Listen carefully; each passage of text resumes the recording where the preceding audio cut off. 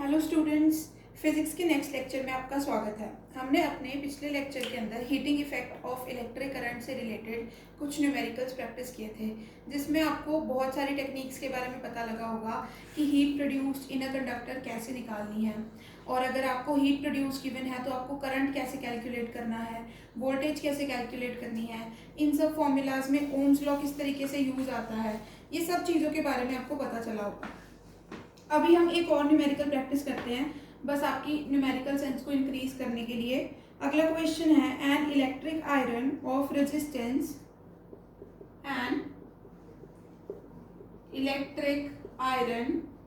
Of resistance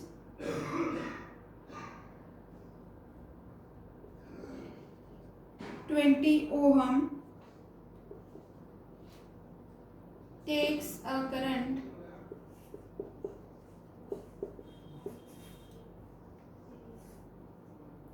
of 5 ampere. Calculate the heat released.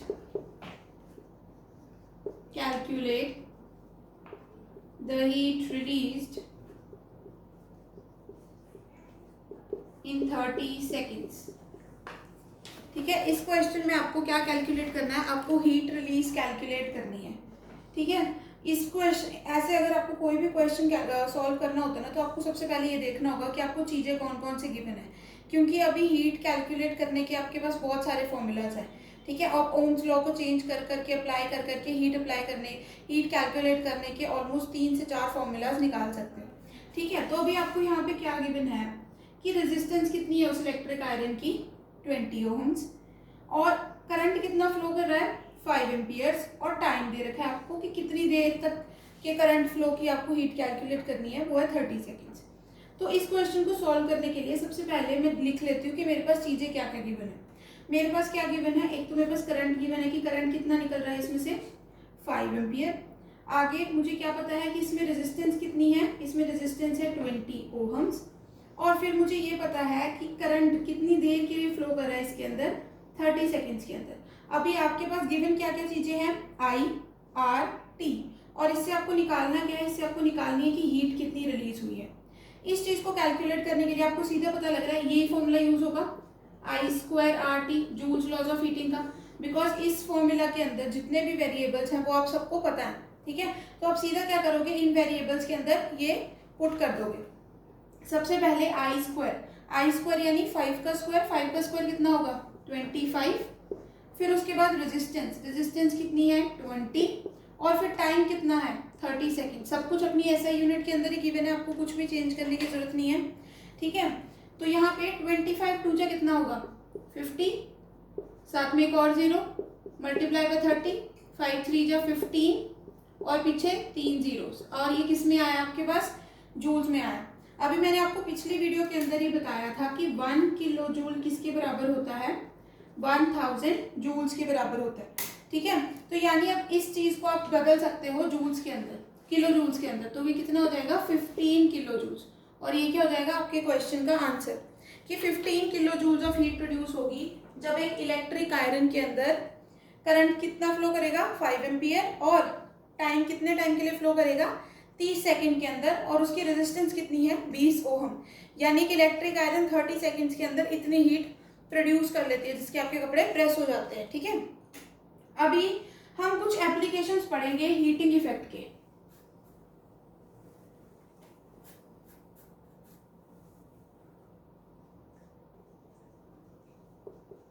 Heating effect applications. अब इस topic के अंदर नेक्स्ट आप ये पढ़ोगे कि इलेक्ट्रिक करंट की हीटिंग के कारण आपको फायदे क्या क्या हो सकते हैं। अभी आपको ये तो पता है कि आपको नुकसान क्या क्या हो सकते हैं। ठीक है, वायर्स, सबसे पहले तो अब ये देखो कि आपको डिसएडवांटेजेस इसके क्या क्या हो सकते हैं। हमने पहले भी इसको थोड़ा थोड़ा डिस्कस किया था। अब आपको ये पता है कि अगर आपने मान लो अपनी वायर के अंदर ज़्यादा टाइम तक करंट फ्लो कराया, ये इसका बेस्ट एग्जाम्पल लो कि अगर आपने टीवी है, मान लो आपने कुछ उसको 30 मिनट्स तक चला कर रखा। ठीक है, कितने मिनट्स तक चला के रखा, 30 मिनट्स तक आप अपने टीवी को ऑन करके रख रहे हो, तो उसमें क्या है, हीट प्रोड्यूस होगी 30 मिनट के हिसाब से। है ना। और दूसरा क्या, अगर 60 मिनट के आपने उसको ऑन रखा तो हीट और भी ज़्यादा प्रोड्यूस होगी, ठीक है।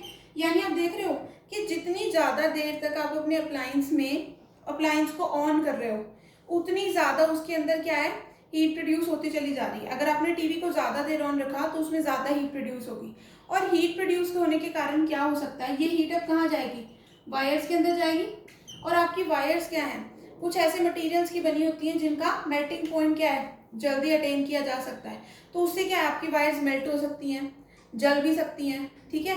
और नहीं तो बस इतना हो सकता है कि आपका जो सर्किट है वो डिसेबल हो जाए, आपका सर्किट दोबारा काम करने रहे, आपका टीवी अप्लायंस खराब हो सकता है। मान लो उसके बीच में कोई ऐसी वायर लगी हो जिसका मेल्टिंग पॉइंट जल्दी अटेन हो जाए, थोड़ी सी हीट प्रोड्यूस होने से उसका मेल्टिंग पॉइंट अटेन हो जाए, तो वो मेल्ट होकर क्या कर देगी, सर्किट को तोड़ देगी। अब तो आपको पता है ना, ये वायर है, अगर मान लो ये मेल्ट हो गई एक जगह से, तो इसका मतलब क्या होगा, ये सर्किट टूट जाएगा।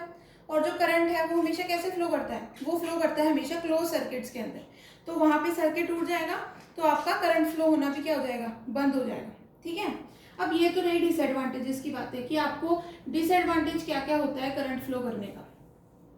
पर इस हीटिंग इफेक्ट की कुछ एप्लीकेशंस भी हैं। इसकी सबसे पहली एप्लीकेशन क्या है, जैसे हम क्वेश्चंस में पढ़ते आ रहे थे, जैसे इलेक्ट्रिक आयरन, हीटर एक्सेट्रा। अभी आपको ये पता है कि आयरन, इलेक्ट्रिक आयरन और हीटर किस प्रिंसिपल पर काम करते हैं। हम हीटर से क्या काम लेते हैं अजय, हम हीटर से क्या चाहते हैं, हीट चाहते हैं ना। जितनी हमें इलेक्ट्रिक आयरन से क्या मिलेगी, हीट मिलती चली जाएगी, उतना ज़्यादा हमारा हीटर इफेक्टिव होगा। वैसे ही आपकी जो प्रेस है, अगर प्रेस वो जल्दी गर्म हो जाए तो आपके कपड़ों को अच्छे से प्रेस कर देगी। तो वो हीट कहाँ से प्रोड्यूस हो रही है, वो हीट यहीं से प्रोड्यूस हो रही है, ज़्यादा इलेक्ट्रिक करंट पास करने से, ठीक है।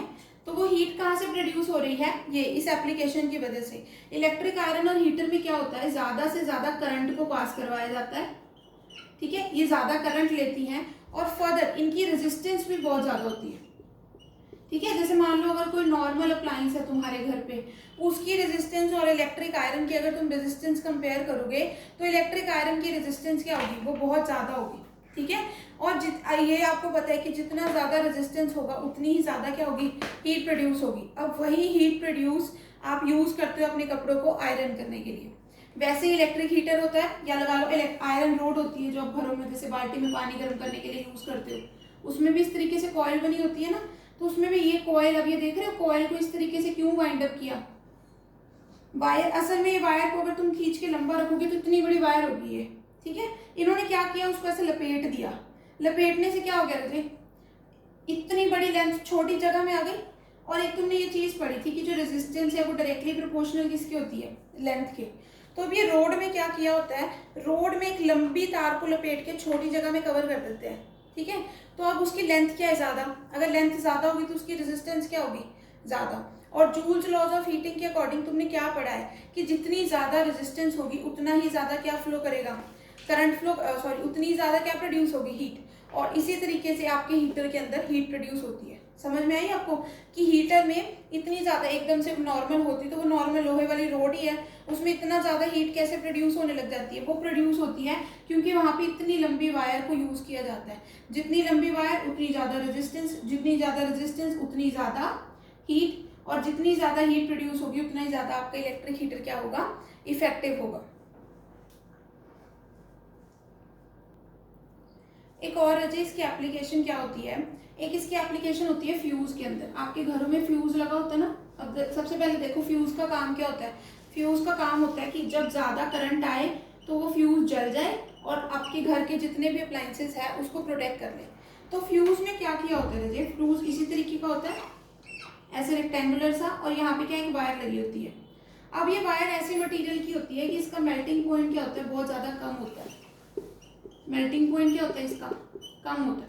अब फ्यूज क्या करता है कि जब एक पर्टिकुलर अमाउंट से ज़्यादा करंट आपके घर में आना शुरू कर जाए तो फ्यूज की तार क्या टूट जाती है, जिससे आपके घर के अंदर जो इलेक्ट्रिसिटी सप्लाई है वो क्या हो जाती है, बंद हो जाती है, ठीक है। अब ये कैसे होता है, अब यहाँ पे मान लो अगर आपको बाहर से जहाँ से भी बिजली सप्लाई आपको आ रही है, मान लो नॉर्मली तो आपके घर में 20 एम्पियर करंट आता था, ठीक है। मान लो एकदम से वहाँ पे 30 एम्पियर करंट आना शुरू हो गया, तो वो करंट सबसे पहले किस में जाएगा, इस फ्यूज की वायर के अंदर जाएगा, ठीक है। अब फ्यूज की वायर का मेल्टिंग पॉइंट क्या है, ज्यादा, ठीक है। अब देखो इसके अंदर ज्यादा करंट है, करंट अगर ज़्यादा होगा तो हीट प्रोड्यूस भी क्या हो जाएगी, एकदम से बढ़ जाएगी।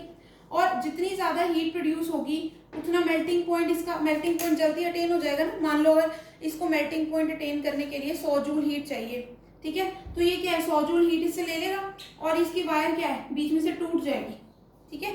वायर टूट जाएगी तो आपके घर के अंदर अब करंट फ्लो होना बंद हो जाएगा और आपके घर के जितने भी अप्लाइंसेस हैं वो ज़्यादा करंट के खतरे से बच जाएंगे, ठीक है, और आपका घर क्या है सेफ हो जाएगा। आज की वीडियो में इतना ही, बाकी एप्लीकेशन हम नेक्स्ट वीडियो के अंदर करेंगे।